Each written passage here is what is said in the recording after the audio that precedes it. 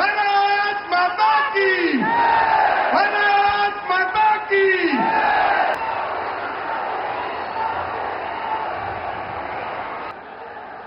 भारत माता की, भारत माता की, भारत माता की। ना तेलंगाना కుటుంబ సభ్యులందరికీ नमस्काराలు। आप सभी विकास के इस उत्सव में इतनी बड़ी संख्या में आए हैं। हम सभी आपके बहुत बहुत आभारी हैं। अभी से कुछ देर पहले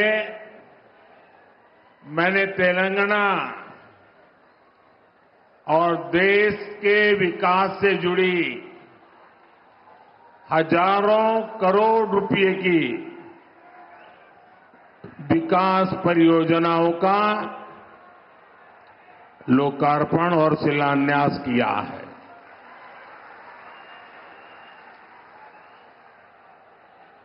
कुछ लोग आदत से मजबूर होते हैं, मेहनत करने की कुछ आदत भी कम होती है और इसलिए बड़ी सरल भाषा में कह देते हैं कि ये तो चुनावी सभा है। मेरे भाइयों बहनों और मेरे कुछ साथी जो भांति भांति का एनालिसिस करते हैं, जरा समझो ये चुनावी सभा नहीं है। चुनाव की तो अभी घोषणा भी नहीं हुई है। आज देश में विकास का जो उत्सव चल रहा है, उसमें मैं अपने तेलंगाना के भाइयों और बहनों के बीच ये विकास का उत्सव मनाने आया हूं। मेरी बात से आप सहमत हैं ना? सहमत हैं ना? इतनी बड़ी संख्या में माताएं बहनें आई हैं, आप सहमत हैं ना? मैं हिंदी बोलूंगा तो चलेगा ना? क्योंकि मैं तेलुगु में भाषण नहीं कर सकता हूं। लेकिन ये आपका प्यार है कि आप मेरी बात सुनना भी चाहते हैं, समझने का प्रयास भी करते हैं और फिर भी इतना प्यार देते हैं, इतना आशीर्वाद देते हैं। मैं आपका बहुत आभारी हूं। साथियों, बीजेपी की केंद्र सरकार किस स्पीड से और कितने बड़े स्केल से विकास उत्सव मना रही है, ये बताने के लिए मैं आपको और देश को, और ये जो बार बार चुनाव लिखते हैं ना, उनको खास मैं 15 दिन का हिसाब देता हूं। दे दूं आपको? मेरा 15 दिन का हिसाब दे दूं? देखिए 15 दिन में क्या क्या हुआ। 15 दिन में 2 IIT, 1 triple IIT DM, 3 IIM और 1 Indian institute of skills IIS, इसके कैंपस का लोकार्पण हुआ। 15 दिन में देश के अलग अलग राज्यों में 5 एम्स का लोकार्पण हुआ। 15 दिन में किसानों के लिए दुनिया की सबसे बड़ी स्टोरेज स्कीम शुरू हुई। 15 दिन में 18,000 कोऑपरेटिव्स के कंप्यूटराइजेशन के काम पर पूरा होने का लोकार्पण हुआ। 15 दिन में सिंदरी में देश के बड़े खाद कारखाने का लोकार्पण हुआ। 15 दिन में भारत के सबसे लंबे केबल आधारित ब्रिज का लोकार्पण हुआ है। 15 दिन में रेलवे से जुड़ी 2000 से अधिक परियोजनाओं का शिलान्यास और लोकार्पण हुआ। 15 दिन में ही ऑयल और गैस सेक्टर से जुड़े 1.5 लाख करोड़ रुपए से ज्यादा के प्रोजेक्ट देश को मिले हैं। 15 दिन में ही केजी बेसिन में फर्स्ट ऑयल का लोकार्पण हुआ है। वहां से निकले कच्चे तेल के पहले टैंकर को हरी झंडी दिखाई है। 15 दिन में ग्लोबल टेक्सटाइल इवेंट का उद्घाटन हुआ है। 15 दिन के ये काम आत्मनिर्भर भारत से विकसित भारत के निर्माण को और सशक्त कर रहे हैं। अब बताइए, ये विकास का उत्सव है कि नहीं है? ये लोगों के कल्याण का उत्सव है कि नहीं है? ये लोगों की भलाई का उत्सव है कि नहीं है? अरे चुनाव तो जब आएगा तब देखा जाएगा। मुझे तो देश को आगे बढ़ाना है। मैं सही बोल रहा हूं ना?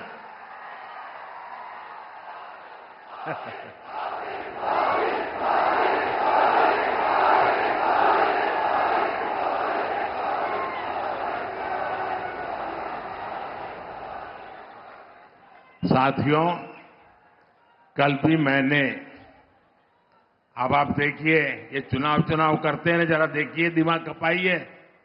कल भी मैंने दिन भर सभी मंत्री और भारत सरकार के सभी वरिष्ठ सचिव अधिकारी, यानी एक प्रकार से टॉप टीम, करीब 125 लोग, पूरा दिन भर उनके साथ बैठा और क्या किया? चुनाव की चर्चा नहीं की। वहां मैंने विकसित भारत निर्माण के लिए एक्शन प्लान पर एक एक मुद्दे की बारीकी से चर्चा की। विकसित भारत के एक्शन प्लान पर देश भर में 15 लाख लोग अब तक अपने सुझाव दे चुके हैं। 3,75,000 से ज्यादा स्टेक होल्डर्स अब तक इसमें सक्रिय रूप से जुड़े हैं। विकसित भारत के विजन को लेकर करीब 3,000 मीटिंग हो चुकी है। 3,000 मीटिंग। देश को विकसित बनाने के लिए दिन रात काम, करीब 1200 यूनिवर्सिटीज ने इसमें हिस्सा लिया है। बड़ी बात यह है कि इनमें अब तक करीब 11 लाख युवाओं ने हिस्सा लिया है, अपने मौलिक सुझाव दिए हैं, जो हमारे युवा विकसित भारत के सबसे बड़े निर्माता और सबसे बड़े लाभार्थी, ये हमारी बहुत बड़ी ताकत है। राष्ट्र के विकास के लिए भाजपा का यही कमिटमेंट है, जिसके कारण तेलंगाना के भी लोग पूरे जोश से कह रहे हैं। तेलंगाना के गांव से आवाज आ रही है। नौजवान भी बोल रहा है, बुजुर्ग भी बोल रहे हैं, महिलाएं भी बोल रही हैं, शहर वाले भी बोल रहे हैं, किसान भी बोल रहा है, मजदूर भी बोल रहा है। अब की बार 400 पार। अब की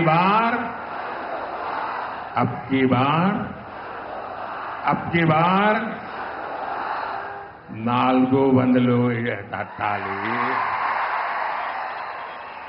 బీజేపీకి ఓటు వేయాలి।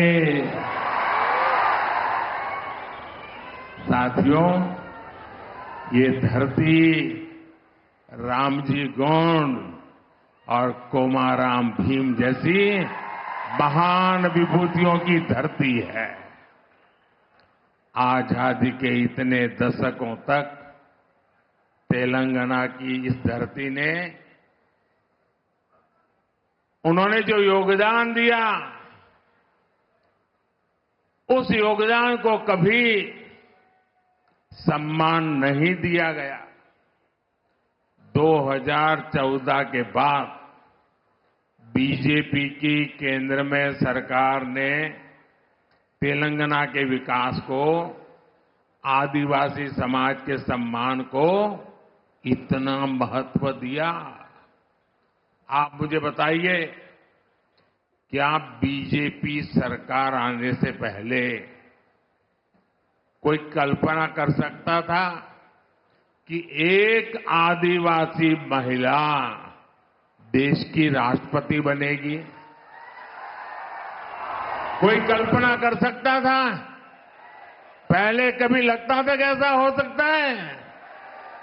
क्या कोई कल्पना कर सकता था कि भगवान बिरसा मुंडा के जन्मदिन को राष्ट्रीय पर्व के रूप में मनाया जाएगा?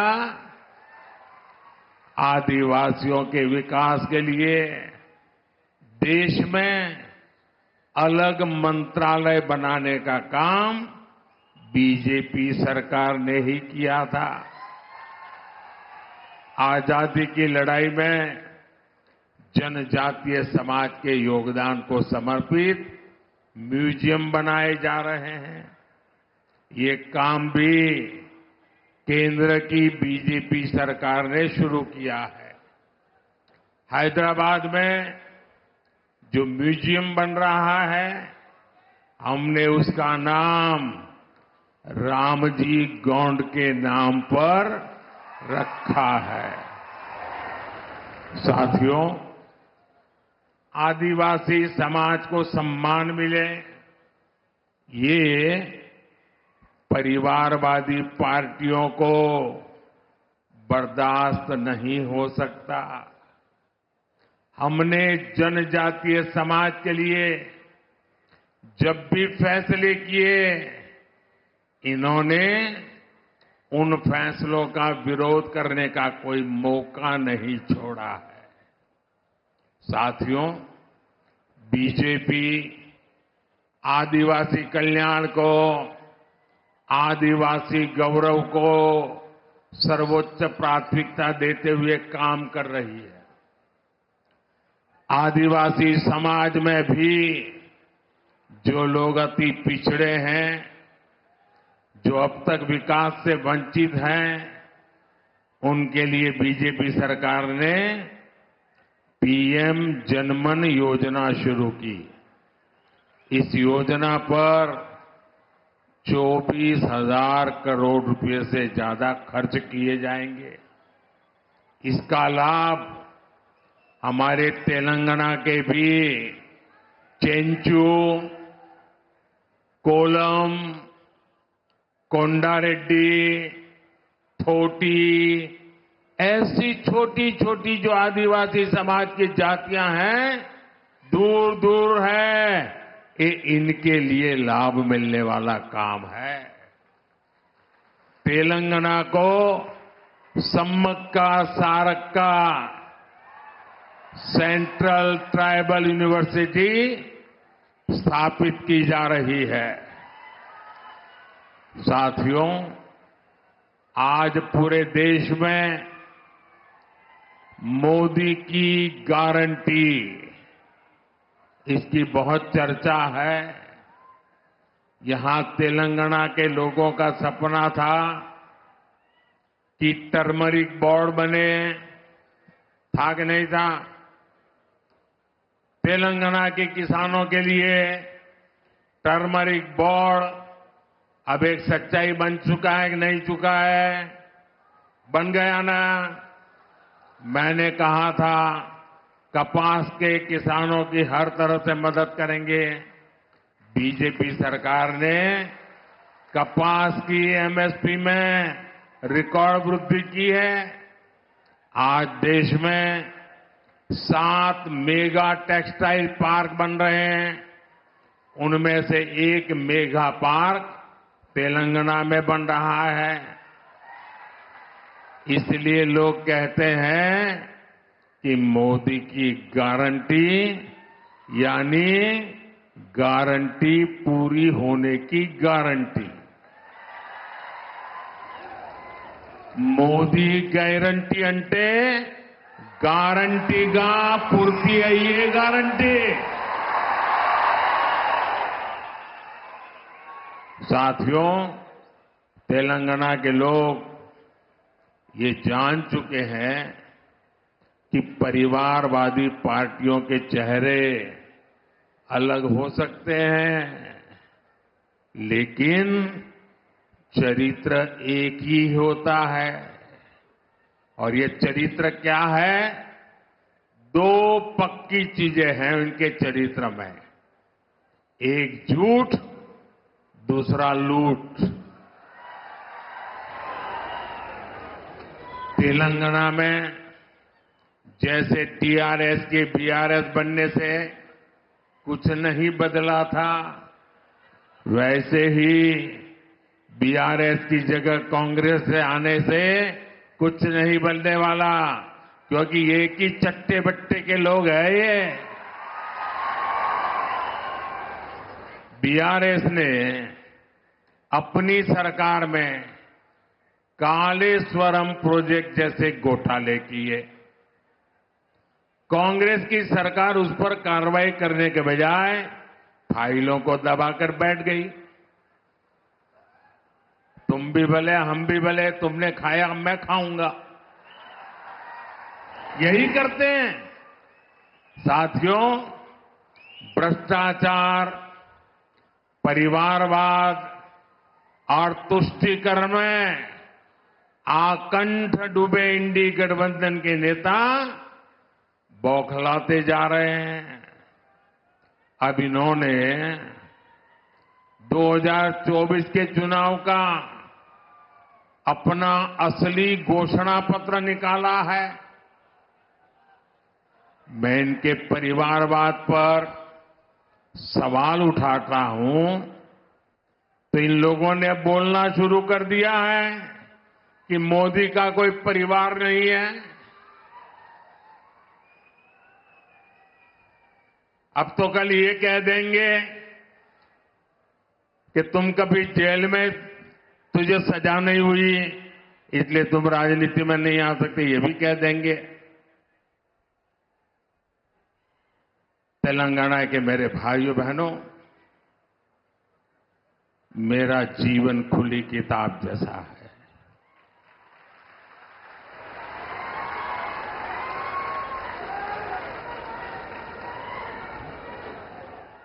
आप मुझे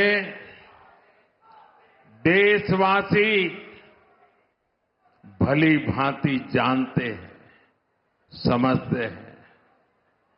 मेरी पल पल की खबर देश रखता है और कभी मैं रात देर तक जब काम करता हूं और खबर बाहर निकल जाती है तो देश से लाखों लोग मुझे लिखते हैं, बताते हैं कि इतना काम मत करिए, कुछ आराम करिए।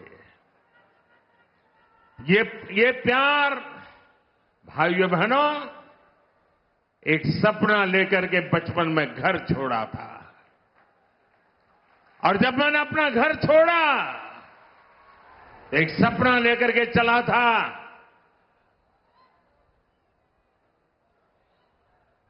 कि मैं देशवासियों के लिए जीऊंगा।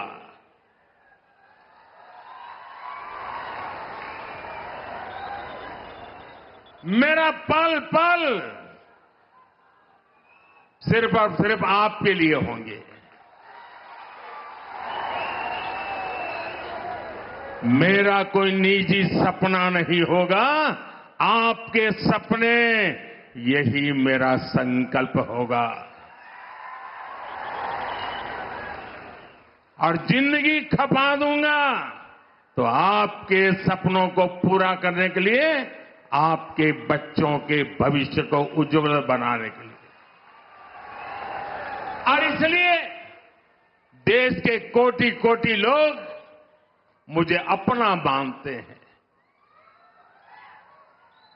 अपने परिवार के सदस्य की तरह मुझे प्यार करते हैं। और इसलिए मैं कहता हूं, 140 करोड़ देशवासी, यही मेरा परिवार है।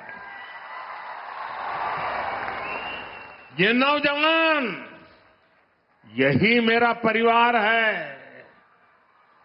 आज देश की करोड़ों बेटियां, माताएं, बहनें, यही मोदी का परिवार है। आज देश का हर गरीब, ये मेरे परिवार है। आज देश के कोटि कोटि बच्चे, बुजुर्ग, ये मोदी का परिवार है।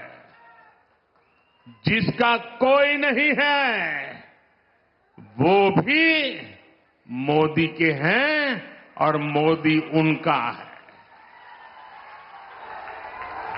मेरा भारत, मेरा परिवार,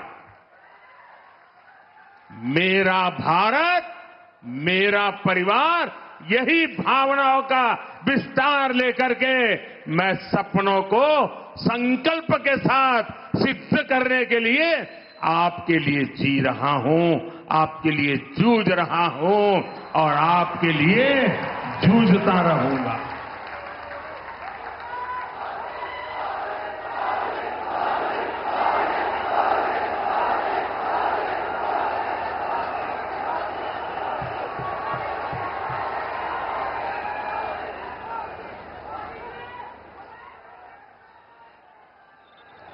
इसलिए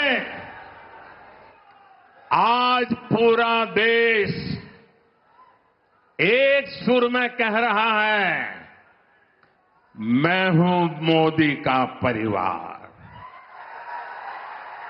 मैं हूं मोदी का परिवार, नैने मोदी कुटुंबम। आप भी मेरे साथ बोलिए, मैं हूं मोदी का परिवार, मैं हूं, मैं हूं, मैं हूं, मैं हूं नेने मोदी कुटुंबम, नेने, नेने, नेने। साथियों, आखिर में मैं तेलंगाना के लोगों को, देश के अन्य लोगों का एक संदेश भी देना चाहता हूं और गर्व से भरे हुए लोगों को मैं कहना चाहता हूं, राम मंदिर में,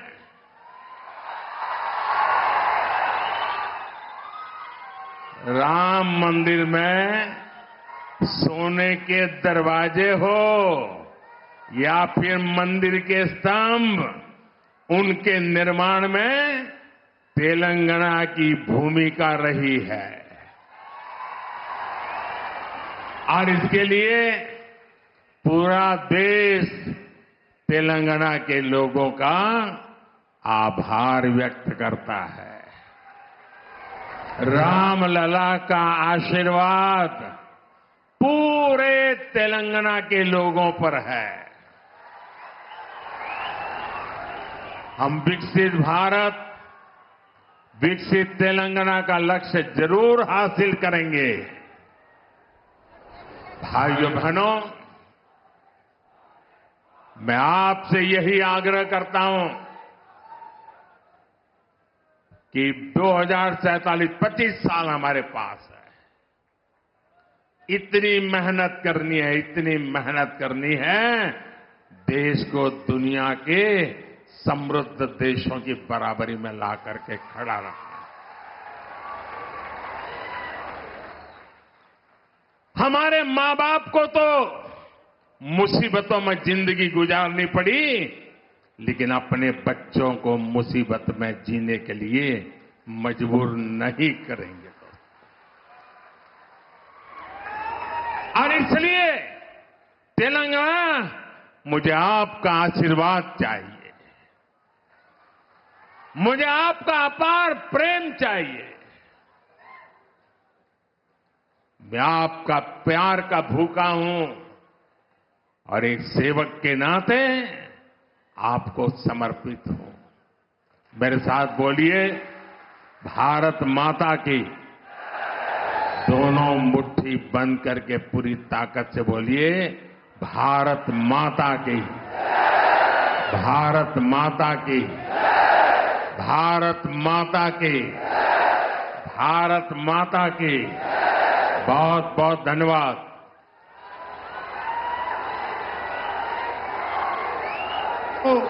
నిలబడి మన స్థానంలో నిలబడి మోడీ గారికి ధన్యవాదాలు చెప్పాలి. భారత్ మాతా की, भारत माता की। फिर एक बार, फिर एक बार, फिर एक बार, फिर एक बार भारत माता की। नरेंद्र मोदी గారి నాయకత్వం